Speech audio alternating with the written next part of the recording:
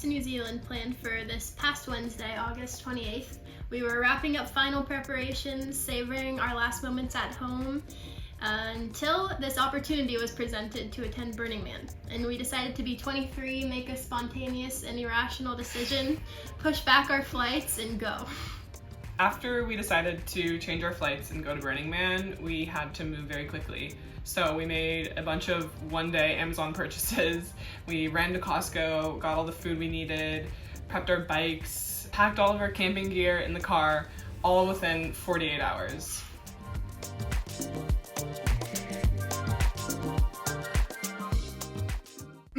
We are on our way to Burning Man. Slight change of plans. Our heart said yes, our logical mind said no, and it was pretty difficult to follow the heart this time, not do the whole organizational thing that made way more sense. Half of me was like, how is this possible? You have to get bikes and you have to have camping gear and you're gonna be off grid for 8 days and you have to cancel your flight and book a new one. We still had like a super strong yes in our hearts and we decided to follow that. So we're about 5 hours into the drive right now. And a couple more to go. It's beautiful out here and wherever we are. As we drove through the Sierras, we could feel the energy shifting. It was a transition from the familiar to the unknown, and we had no idea what awaited us in Black Rock City. So we are on the side of the road asking for some vehicle passes. We don't have them, and we're 15 minutes away. Do a little dance for all the cars that are passing. Yeah. We got to the gate entrance at 9:01. Long story short, we went to the box office, got our tickets. It's 10:36 p.m. We're still not in the venue, but we have 2 tickets.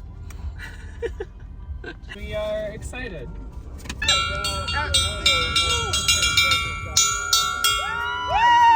For those who don't know what Burning Man is, let me paint a little bit of a picture. Imagine a temporary city that just arises in the middle of the Nevada desert. There's nothing else around. It's just a blank canvas of desert dust.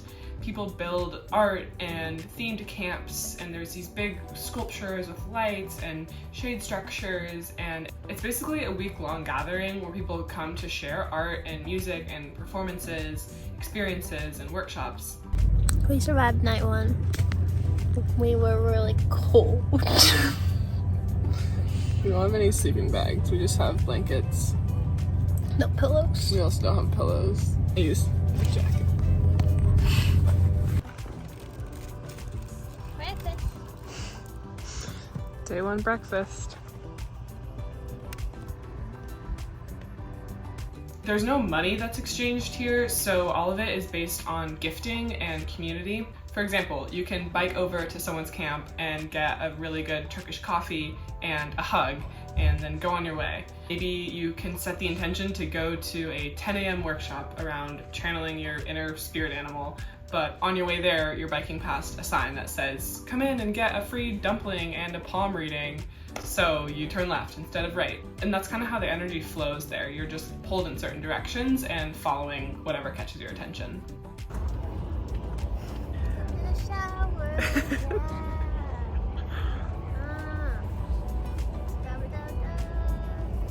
It's the sunset of technically day 1 for us because we got here late last night. Feeling Dazed and confused. dazed and confused. Exactly.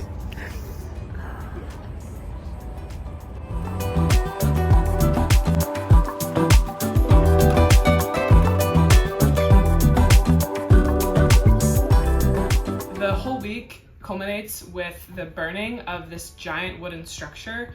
That's why it's called Burning Man. It's this giant man that burns. It's basically like a really big fireworks show, and then an explosion and a bunch of fire and people gathering to watch this in the center of the desert.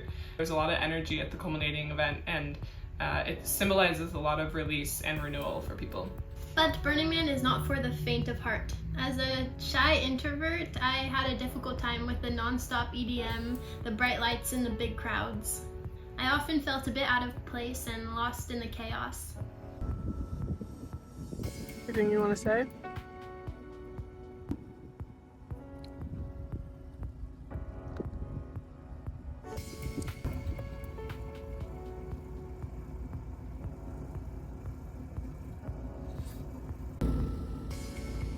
It's still dusty. But there is also something more, a certain flowing spontaneity that carried us to different places and faces that it felt like we were intended to meet. It's a place where anything can happen, and the Playa Magic has a way of guiding you exactly where you're meant to be. At first, it felt like we were stumbling through this weird, surreal dream space, and we couldn't really find our footing, but eventually we just surrendered to the chaos of it all. We began to see a little bit of the method to this madness. Day 3? Yeah. Day 3. We've arrived. Welcome to Burning Man. We were wondering, why do people voluntarily come to the desert and live here for a week with dust in every crevice and porta potties as your bathrooms? But after we accepted some of the absurdity, we saw the magic that lies in these extremes. As the week came to a close, there was a sense of relief in returning back to normalcy, but a simultaneous tug on our hearts, a knowing that we'd missed the experience that we just went through. So, first burn. Couple words to sum it up. Dusty. Overwhelming. Uncertain. I found a lot of enjoyment and happiness and connection and freedom. Like, I felt so flowy. Finally, towards the last couple days, I was just like in a flow, and it was really fun. I fell in love. Leah fell in love, so that's a good takeaway. But yeah, we made it out alive, and now we're back in beautiful Long Beach. Off to New Zealand on Wednesday. Today is Sunday, and we leave for New Zealand on Wednesday. So stay tuned for that. I genuinely feel like a changed person. This summer has been full of transformative experiences, and Burning Man seemed to be the cherry on top. It was the perfect way to send us on our year-long trip abroad, and now we have a bunch of new memories to daydream about on our flight to New Zealand. Off we go!